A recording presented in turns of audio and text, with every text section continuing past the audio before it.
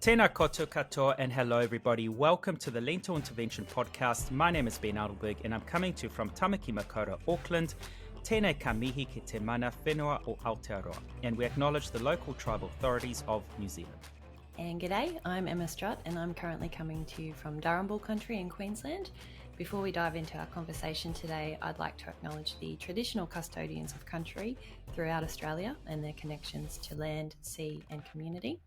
And finally, if you enjoy this potty, please like, share or comment on our social media and consider buying us a coffee to help support our work. Now on with the show. Our last conversation was with freshwater ecologist and environmental scientist Chloe Price, and she touched on the impacts of our waterways, our streams and estuaries, all of which eventually lead into our seas and oceans. When it comes to Auckland's Hauraki Gulf, there is no person better equipped to dive deep into this body of water, literally. That's right. So today we are so chuffed to be speaking with the wonderful Shaun, an Auckland-based designer, illustrator and photographer.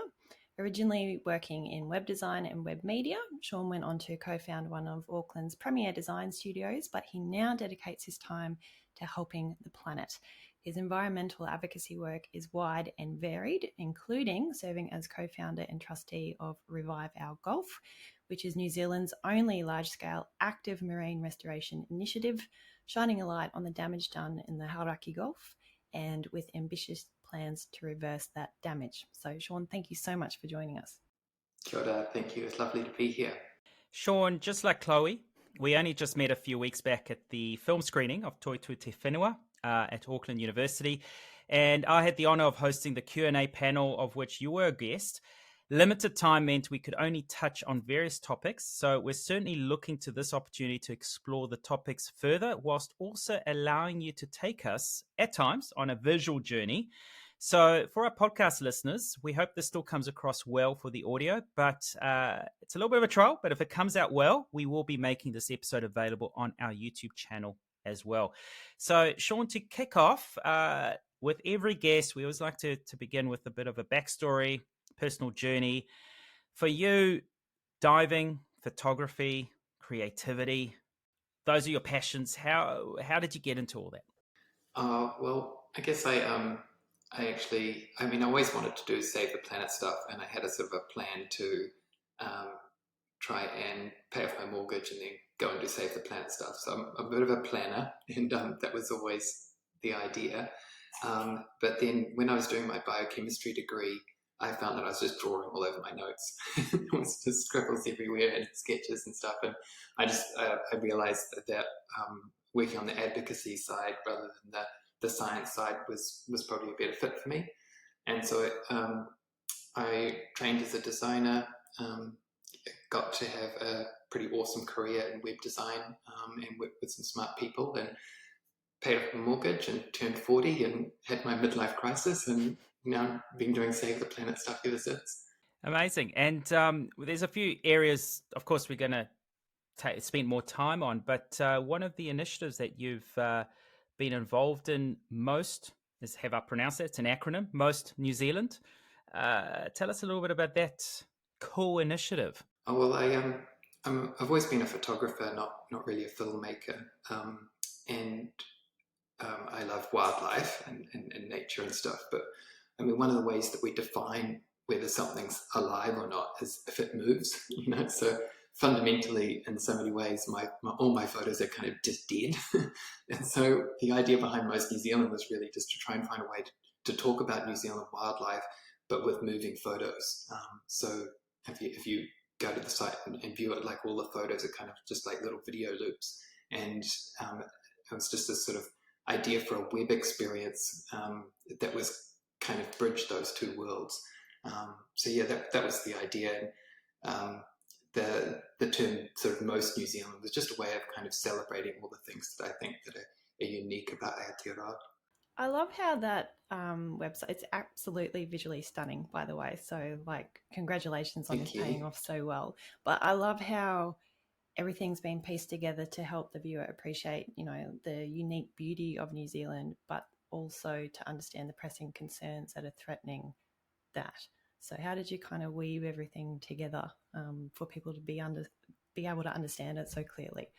Yeah, it's. I mean, it's a lesson I've kind of learned very early on. You can't just sort of with your environmental advocacy, you just can't talk about all the bad stuff. You got to balance it with the good stuff. And so I sort of thought it was a vehicle and an opportunity to get both messages out, especially because I didn't have anybody editing me. I wasn't getting paid. I wasn't funded to do it or anything. And then it was one of the first projects I did after moving on from the business, and it was really successful. And I've used the same ethos through all my work. I try and always have that sort of the balanced perspective in it. And I just want to go back to your creative work that you do, the paid jobs that's obviously paid the mortgage and pay for everything else that you do.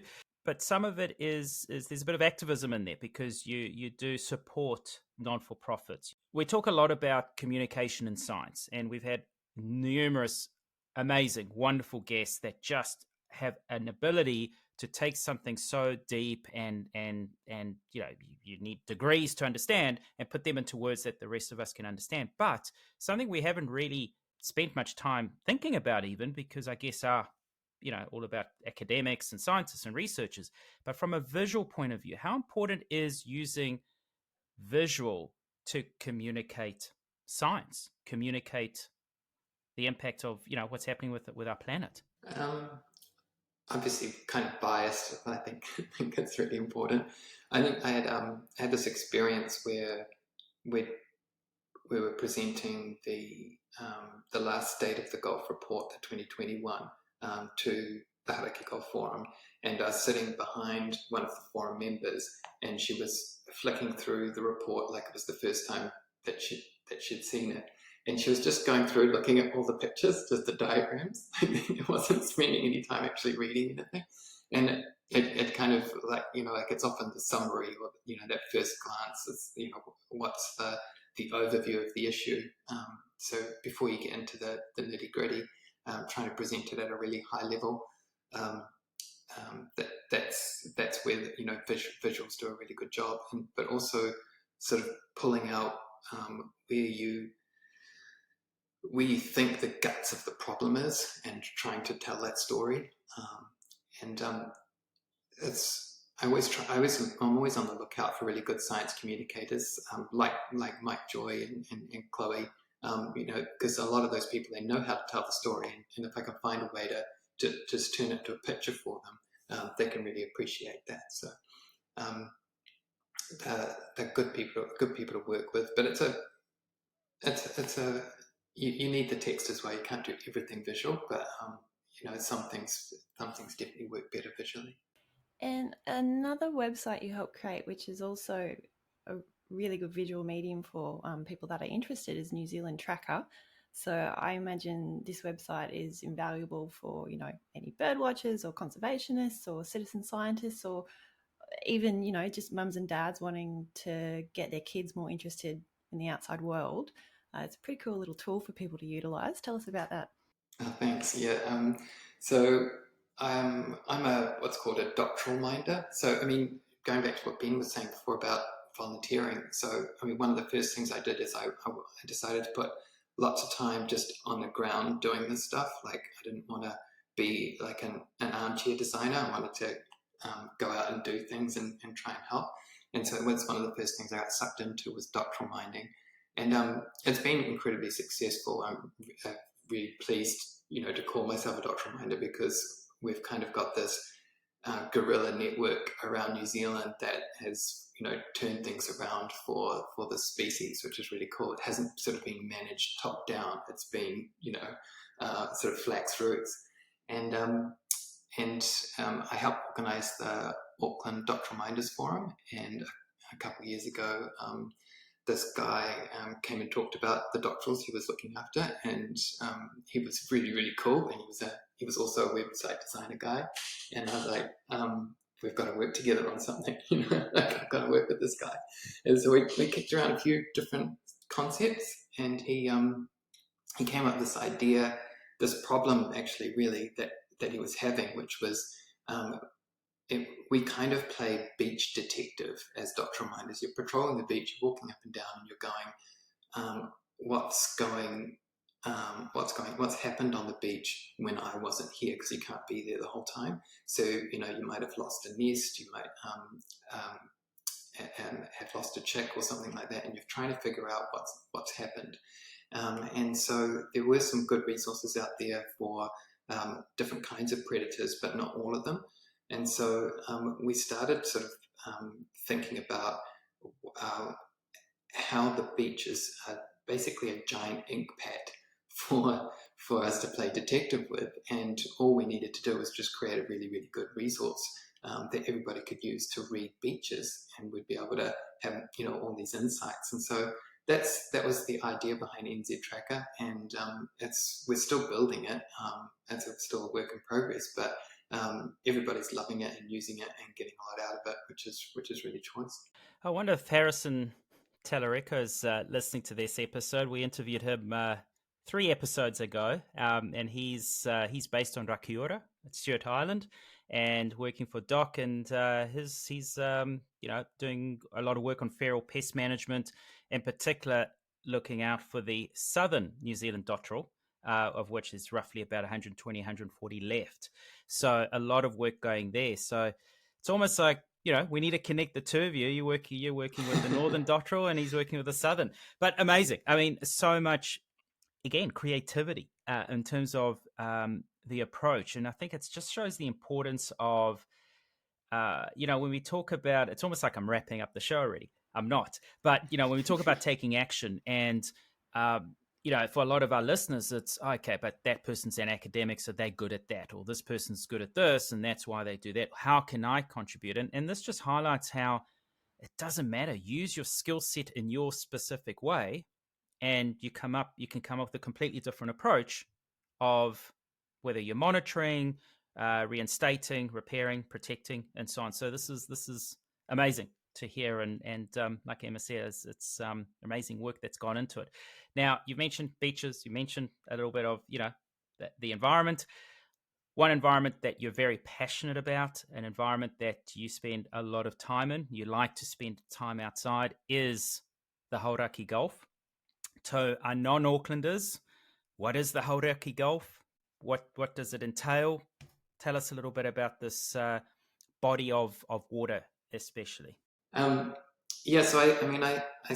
I started out. I did my first State of the Gulf report in 2014, and obviously I'm just a designer, just working with the science on communicating the state, and I was attracted to it, to the report, because the authors were really frank about stuff. They weren't trying to sort of be political and paint a rosy picture.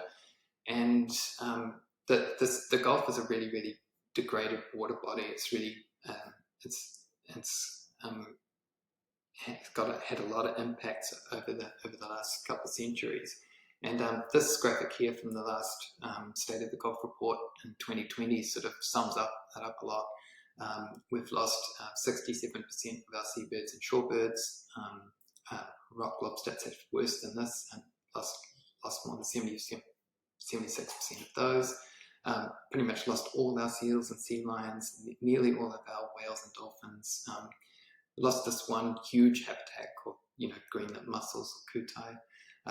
Most of our sharks are gone and stuff. It's really, really just been absolutely hammered. And there's a couple of reasons for that. The main one is, there's two. It's overfishing, and it's pollution. So we're taking too much stuff out, and we're putting too much bad stuff in. And then I guess you put climate change on top of that, would be the other big threat. Okay, now to our listeners, just briefly, Hauraki Gulf, also known as Tikapa Moana, it's a roughly 4,000 square meter of body of water that encompasses the Auckland region, the Hauraki Plains, and Coromandel Peninsula, as well as Great Barrier Island. So it's a great big area of, I'd say, more the eastern part of Auckland region. And a lot of it is also kind of encapsulated as part of the Hauraki Gulf Marine Park. Now, you talk about a lot of the impacts. Chloe touched a little bit about, I mean, her conversation was more on streams and estuaries and so on. So I guess more the terrestrial side of things. But in terms of, we'll touch on both, but let's first talk about the bad stuff going in. What do you find are the biggest factors, or what are the biggest contributors to what's going in? So I get for me the main issue there is just sediment. There's just been so much mud go into the system, and most of it's historical. So we've got a lot of legacy sediments, but we're still continuing to put in too much into the system today.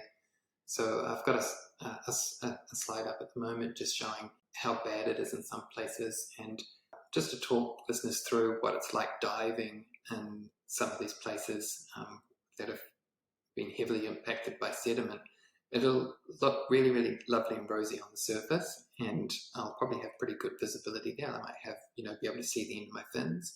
But then as I dive down and get closer to the seafloor, all that mud that's sitting on the seafloor gets suspended. So it gets darker and darker and darker.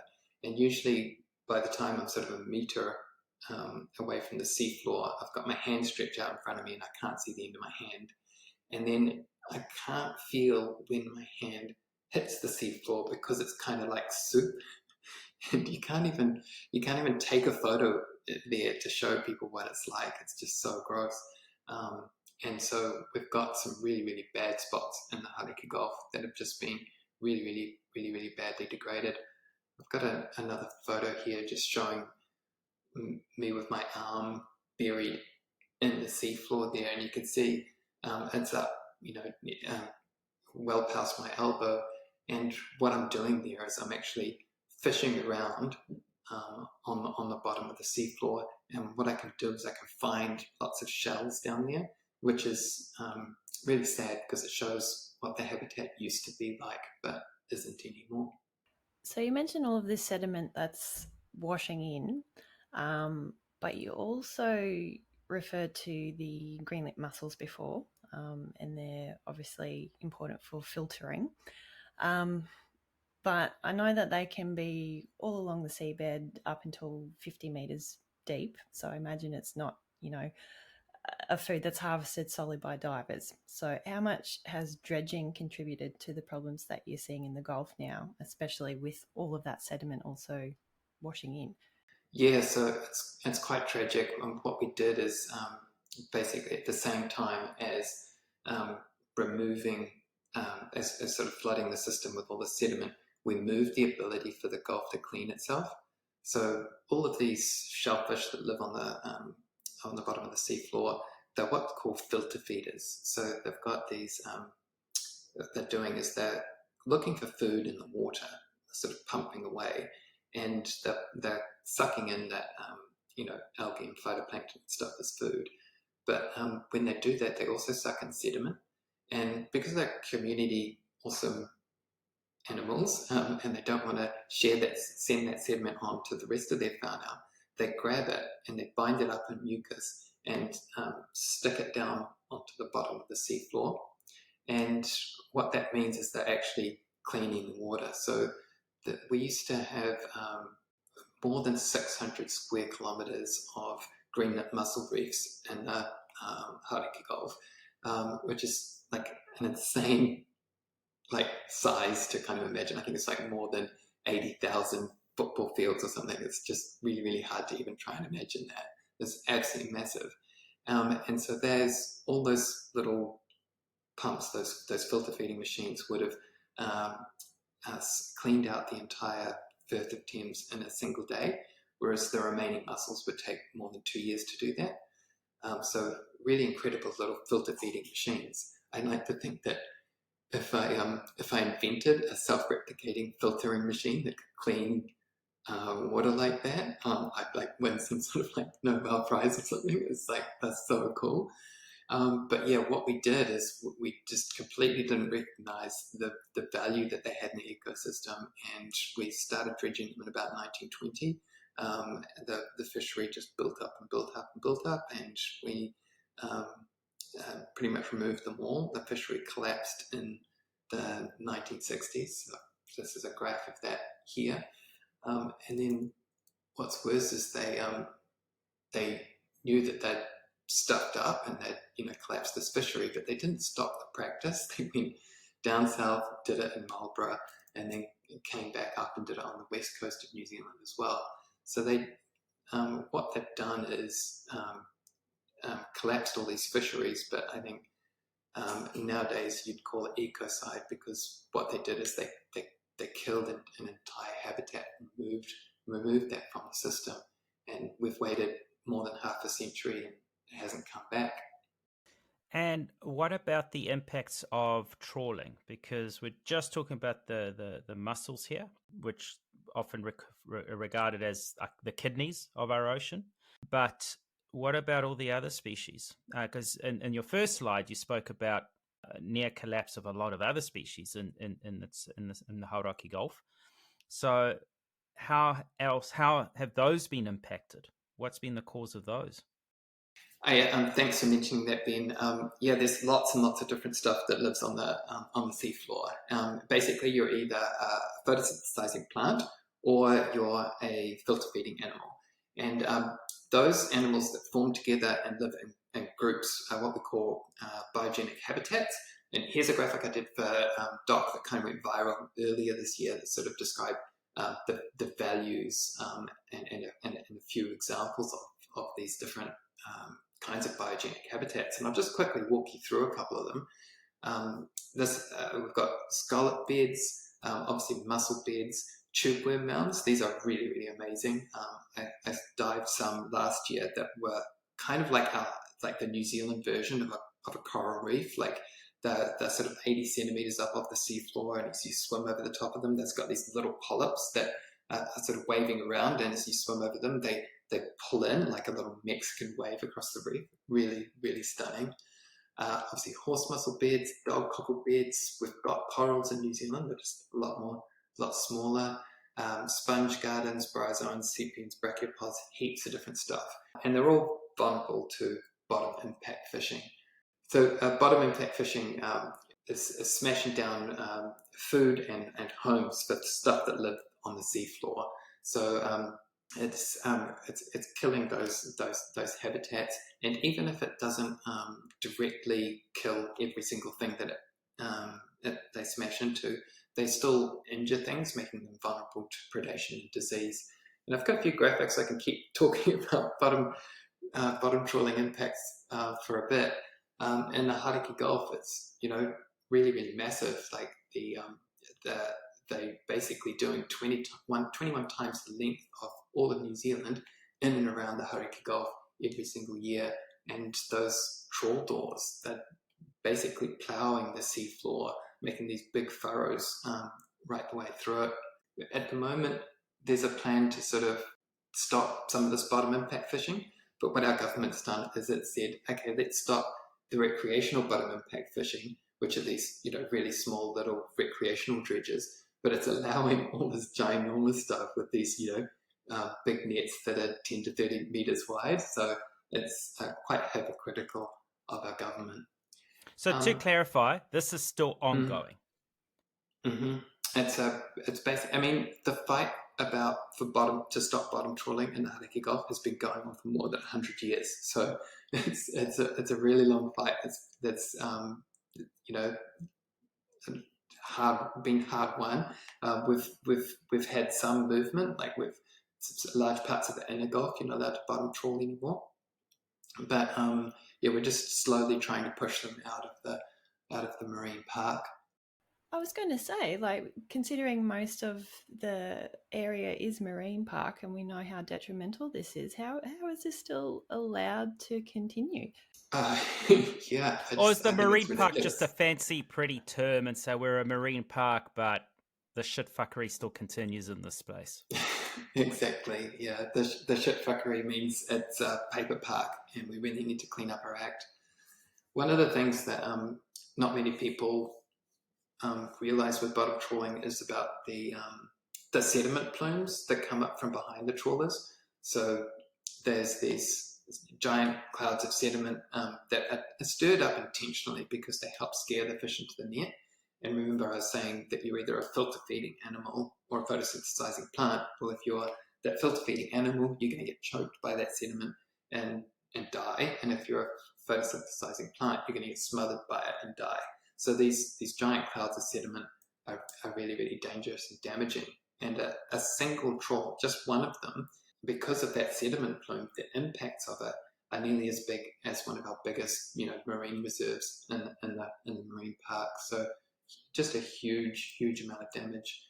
And the other thing a lot of people are talking about with these sediment plumes is the chemistry behind them. So when that sediment, which is all kind of carbon that's sitting on the seafloor, gets resuspended into the water, it's actually mixing with the oxygen in the water. So the carbon and the oxygen, because there's oxygen in the water, is what the fish breathe, right?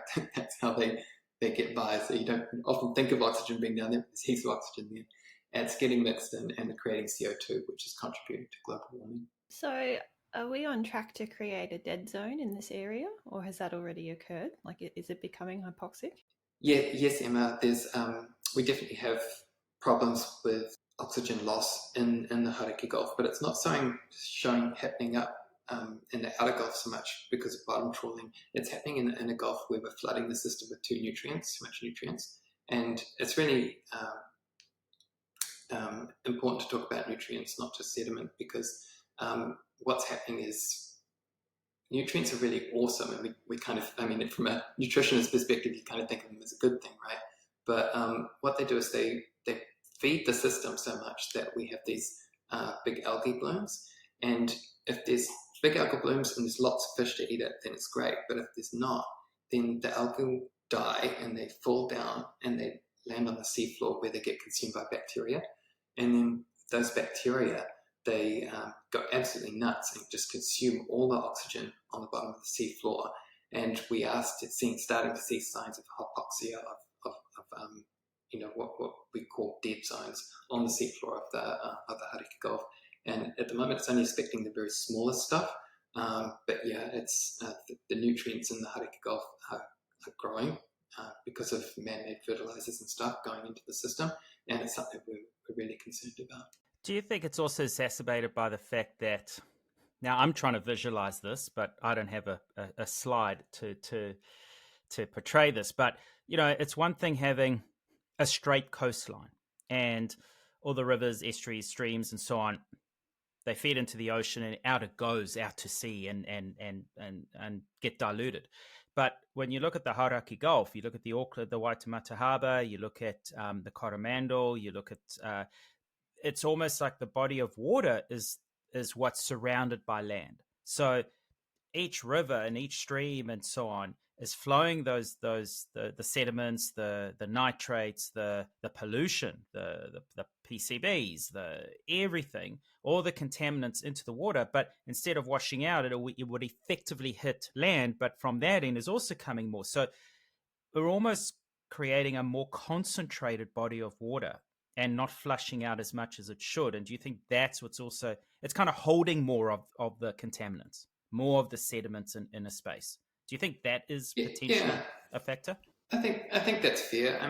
It's one of the things that made the Hauraki Gulf just so amazing. Like the biodiversity in there, and the amount of people it could support and everything was just off the charts. Like we just have these massive workups, and where that would go for kilometers, long and stuff like this. The system, because it held those nutrients, was just incredible. And it can, even today, when the trawlers go out, when they do the scientific trawls and they come into the inner Hauraki Gulf and do the trawls, they catch 10 times more fish than, they have to. It's still, really, really awesome, just because the system is so much more productive than open ocean. But yeah, it's starting to turn on itself, and we've got these problems where the state's starting to change, and we're losing a lot of biodiversity because of it. Now, wait, did you say scientific trawling? Is this like the Japanese and their scientific whaling? Yeah, don't get me started, man. So Please do. No, please do. This is the this forum. is So this is am I making a correct correlation here between the two? Like oh, scientific whaling. absolutely. We're whaling just for science, but Yeah, it drives me nuts. I wrote a big angry blog post about it.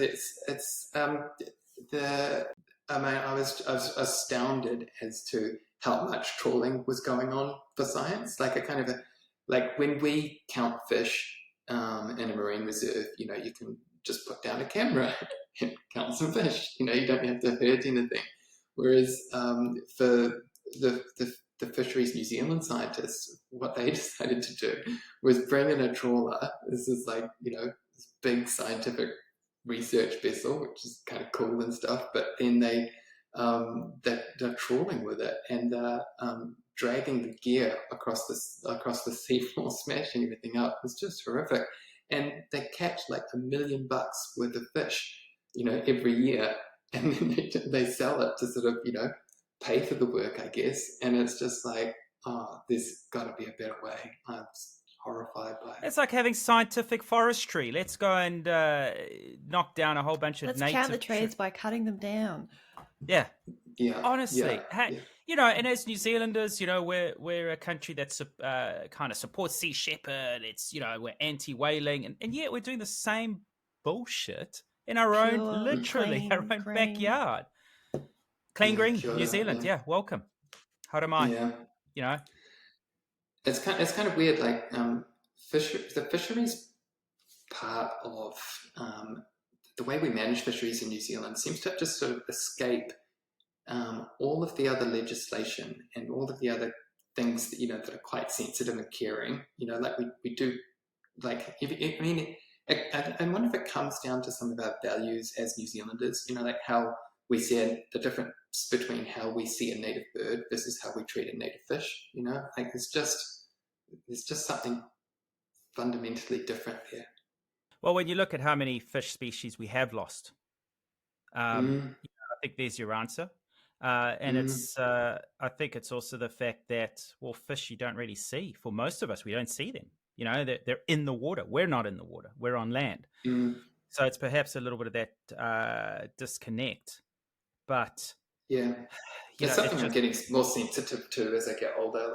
Like as a diver, I'm spending more and more time with these animals and kind of seeing differences in behavior and finding new ways to connect with them. And yeah, I would have thought I'd get more sort of desensitized as I get older, but it's not. I'm getting more sensitive to it. Yeah. Yeah. Emma, I'm fuming. I'm just, yeah. Emma, I'll let you go.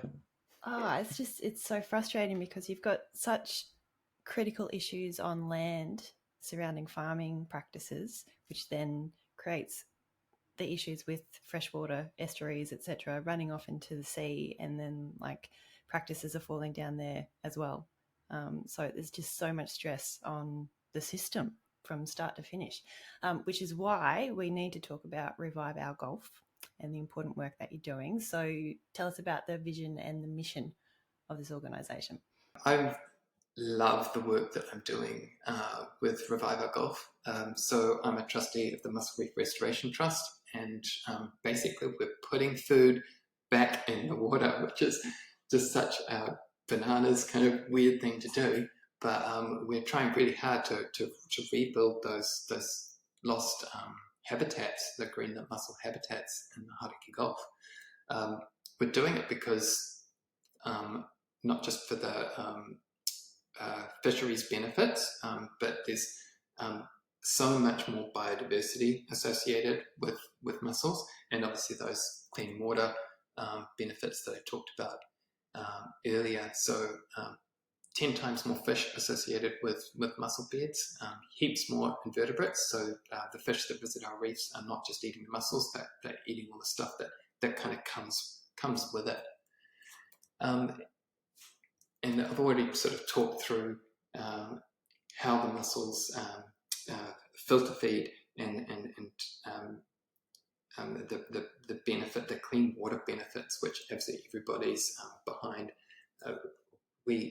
A single mussel can filter, depending on the size of your mussel, up to sort of 350 litres, or sort of a bathtub of water a day. So really, really huge benefits. And everybody just absolutely loves this idea. We've got like mums with kids, love it. Fishers love it. Government agencies love it. Everybody wants to see these things back in the ocean. So this is sort of what a natural mussel bed looks like. And you can see it's got, fish and octopus and vertebrates and other shellfish like whelks and things, but also algae and stuff growing on it. There's just so much more going in a mussel bed than on bare sediment. And this is how we do it. This is how we put the mussels back in. So basically, when the mussels we lost those mussel beds from dredging, everybody poached mussels for a while, and then there was just no mussels, and then people figured out how to farm them, and we'd actually be really stuffed if it wasn't for the aquaculture industry helping us out. So it's a big industry. There's huge areas farming mussels in the Gulf, and what we do is we harvest a bunch of mussels, good sized mussels that would otherwise go to a supermarket, and take them out on these barges in these massive 1-ton bags, and we basically just slowly let them out into the water, and they sort of lie flat on the bottom of the seafloor initially, and then we found out it mostly happens overnight. They all just kind of stand up, and then they all kind of knit together, so they've got these little byssal threads that they use to attach to one another. And then what happens is, the next day after a mussel bed's gone in, if I go and try and pull one of those mussels away from the rest of its fauna, the other mussels that it's around, the whole bed will kind of start coming up like a tent. So pretty cool. And then they get a little bit less pretty over time. Stuff starts to grow on them, and we get more of those biodiversity values. And we're putting in hundreds and hundreds of tons of mussels in, and forming lots of big test beds in different places, and learning about what's happening, which beds perform better, which ones are growing faster. We've had a few small ones get a bit smashed, and we're working with the Nature Conservancy, which is also doing shellfish restoration in Australia and in the US. They've been really, really useful for the sort of global knowledge on how to do this, but we're really leading the way with mussels, and it's mostly thanks to Auckland University, who have got multiple PhD students working on this for years now, and we're churning through the science and figuring out how to do this.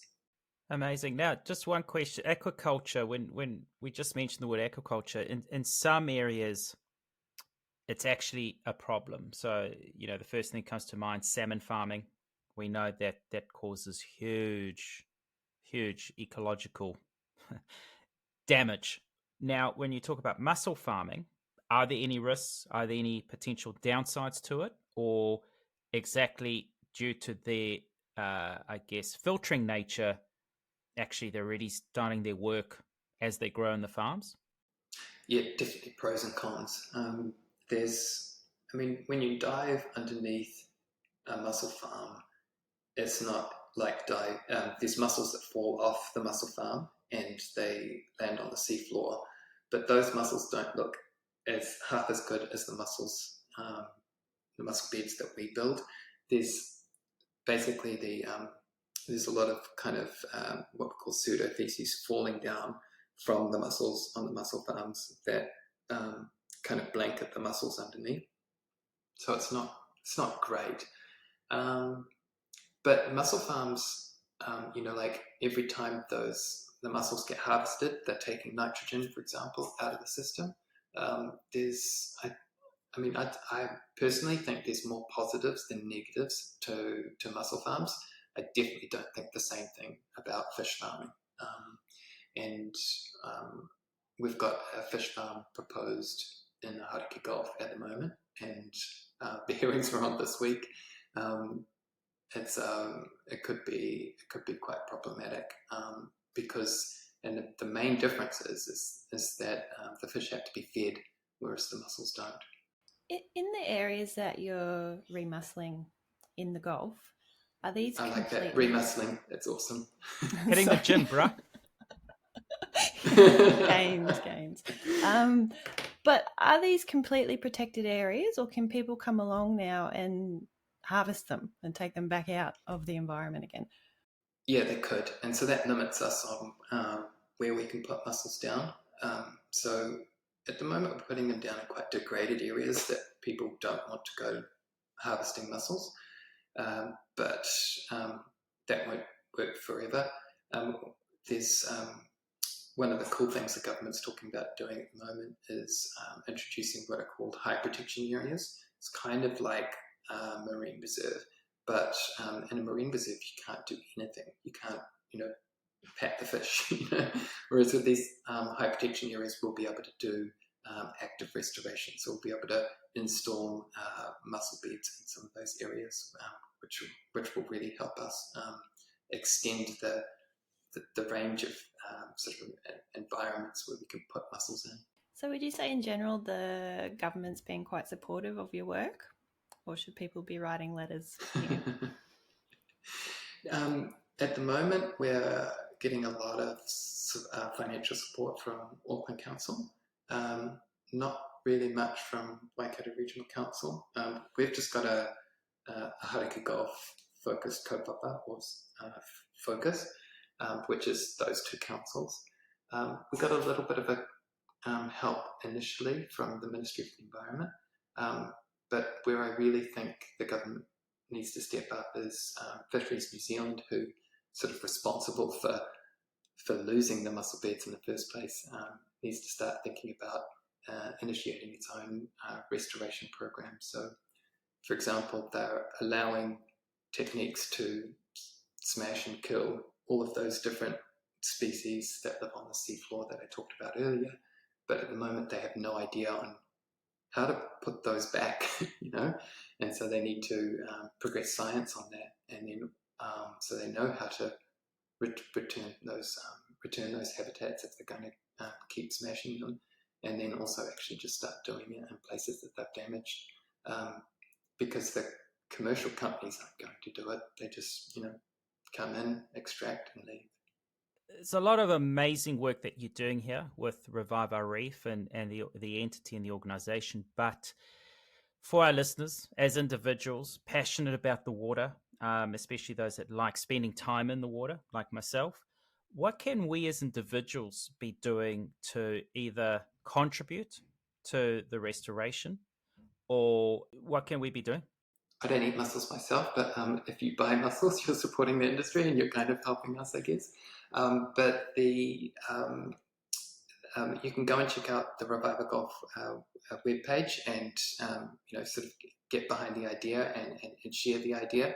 At the moment, we're really iwi-led, so a lot of community groups ask us to do restoration in the area, but we're kind of being a bit more driven by iwi on where we're going to do restoration on the seafloor. There are lots of citizen science things you can do to help with the ocean. Obviously everything from picking up plastic and stuff, but one of my favorite things to do, and calling in pollution, that's a big one. I do a lot of that. But one of my favorite things to do as a citizen science is just to log what's where, because just going back to your earlier point, Ben, about not knowing, not appreciating stuff because we can't see it. If you do go for a snorkel, take a GoPro with you, identify species, upload it to iNaturalist.org.nz, and show people what's where so that we can plan and protect stuff better. Amazing. Look, I think most of us will agree that we love picture books over words. And I think that the same goes for a lot of other means of communicating. A lot of people are visual, but as the saying goes, a picture paints 1,000 words. And as the little snippets of your presentation have shown, the websites that we've kind of spoken about, and we'll have all those links in our show notes, they really do help better explain the story. And this is so crucial, and we absolutely love the work that you do, the passion that you bring, your absolute, the Revive Our Reef, is looking at your graph, has been going for since 2012, so 13 years now. So it's a long time for something of this nature. So we absolutely love the work that you do. And to our listeners, we don't all have to be good speakers or good writers. If you're a creative in any way, that helps communicate science too, and in some respect even better. So, Shaun, thank you so much for firstly the amazing work that you do. You're an absolute legend as an advocate for the state of our waterways. And yes, we focus on the Hauraki Gulf, but I think a lot of these lessons can be applied anywhere in the world to our waterways. So a lot of important lessons there. Thank you so much for your passion. Thank you so much for coming onto the show and sharing your story. Cheers. Oh, thanks so much for having me. It's been lovely to chat with you guys. Thanks. Thank you for listening to the Lentil Intervention Podcast. If you found this interesting, make sure you subscribe and share it with your friends.